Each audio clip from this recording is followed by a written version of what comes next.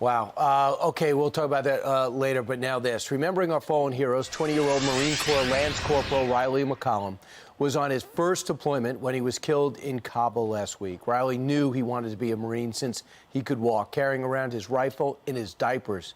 He got married earlier this year and leaves behind his wife, Gianna, who is pregnant and due to give birth to his first child in just 3 weeks. Here to honor Riley's memory is his dad, Jim, along with his sisters, Royce and Cheyenne.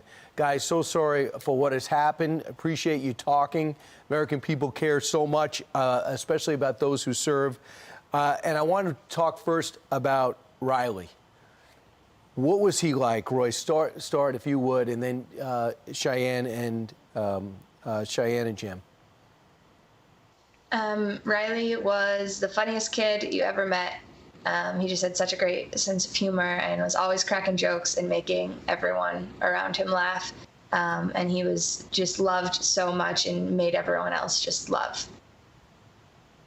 Yeah, he was the light in everybody's life when they needed it. He was a gold-hearted kid, and he very much put everybody else before himself. Even people he didn't know well, if they had a hard day, he was the one beside them and wanted to make things better. Yeah, what they said, he had a heart of gold, good kid, always wanted to stand on the side of right. He wanted to do the right thing no matter what. He always was seeking justice for those that he thought weren't getting it. Yeah, good kid, proud of him. Jim, where did the passion for the Marines come from? I wanted to be a Marine, but medically I was disqualified, and it was just something we talked about as he grew up over the years, and then it just kind of evolved and developed, and he wanted to do something to make me proud. He didn't know how proud of him I was, and it just kind of it evolved from there. And on his 18th birthday, he joined, he enlisted, and to make me proud, and it was a passion that he had. He wanted to do something bigger than himself. Wow, man, he grew up quick. Marriage, Gianna, child on the way. Cheyenne, what was his reaction when he heard about his deployment? Do you know? I mean, he wasn't scared at all. I think he was ready. I don't want to say he was excited, but we knew it was coming, and when we got the official word, he actually was supposed to deploy in October, and then that was postponed and pushed to the April deployment when he actually left. So he had the time to prepare and get ready and spend the time with his wife, and I think he was ready to go. He knew what he was getting into, and that's what he signed in for, and he was ready to serve his country. Wow. Royce, go ahead. I'm sorry. Was getting deployed to Jordan originally, and so he was there and not in Afghanistan. So tension wasn't high. It was supposed to be a pretty easy deployment in Jordan. And yeah, it wasn't a super stressful message for any of us at that time. When all the 13 came back and there's 18 struggling for their lives now in Germany, the whole world stopped and was transfixed, even though it was a weekend afternoon to watch. I couldn't imagine what it was like for you, Jim. Afterwards or before, I'm sorry for not knowing. I know you met with the president. What was that like? I actually declined the meeting with the president. We went to a different room. When he came, we went to a separate room. I had no desire to meet with the president. Why? The way he has handled this, everything he's done, every step along the way has been absolutely backwards, and I don't understand the process of how they came to the decisions that they made. A high school kid could make better decisions than they've made in this. They have fumbled the ball every step of the way. And go ahead, Royce, you did, right? My sister Cheyenne did.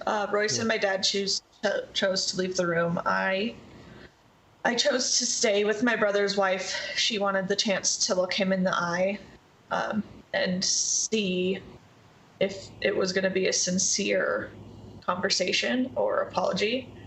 And I was able to stand about 15 seconds of his fake scripted apology and I had to walk away.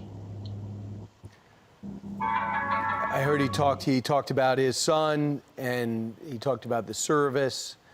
What made you feel like it was fake? He would not look us in the eye. There was not an ounce of sympathy looking at his face. It was he tapped her on the knee and said, "I know what you're going through. I lost my son." It was more about his son. My son wasn't mentioned. It was his son and about him, and nothing to do with the 13. He actually, I forgot what I was going to say. Yeah, he stayed with Riley's wife after I walked away for maybe a minute more. He talked to every other family for about 10 minutes, if not more, and we got maybe 3 tops. How's Gianna doing, Jim? The girl is so strong. She obviously she's heartbroken. She's confused. She's devastated. She's trying to process this. Again, I love that girl so much, and I could not be more proud of her and how she has handled this at such a young age. She is a rock. She is going to be a wonderful mother. She loved Riley so much. She's doing well. She's back at Camp Pendleton. We're going to give her some time, let her have the baby, let her get settled a little bit, and then we will have a celebration of life for Riley somewhere down the road. We miss her as soon as we had to leave her yesterday. There's a hole in our heart, wanting to be with her. We're missing my son all over again by not being able to be with her. She's the piece that brings us all together now. You guys got real close, real quick.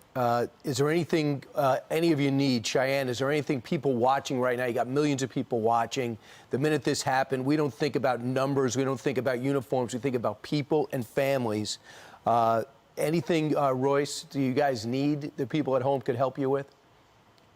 The outpour of just love from complete strangers and the help that we've received from the community has been amazing. I couldn't have asked for more. I was blown away just by the number of people that have reached out, even just to say, we're so sorry for your loss, all the way to, your brother's the reason I didn't quit boot camp, and I'm so glad that I had the chance to meet him.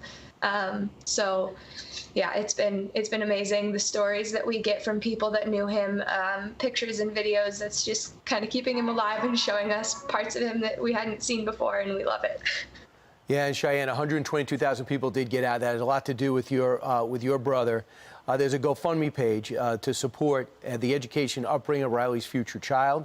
Visit foxandfriends.com right now to donate. Guys, can't thank you enough for sharing your story, because we need to know about him. We know more than just the name. We know about his future. We know the type of man he was and the type of dad he was going to be. And that kid is lucky to have a support system like you guys around. And please give our best to Gianna. Absolutely. Thank you so much. All right, and I hope to see you again soon. All right, Marine Corps Lance Corporal Riley McCollum was 20 years old. As you know, he made the ultimate sacrifice for our freedom. May he rest in peace.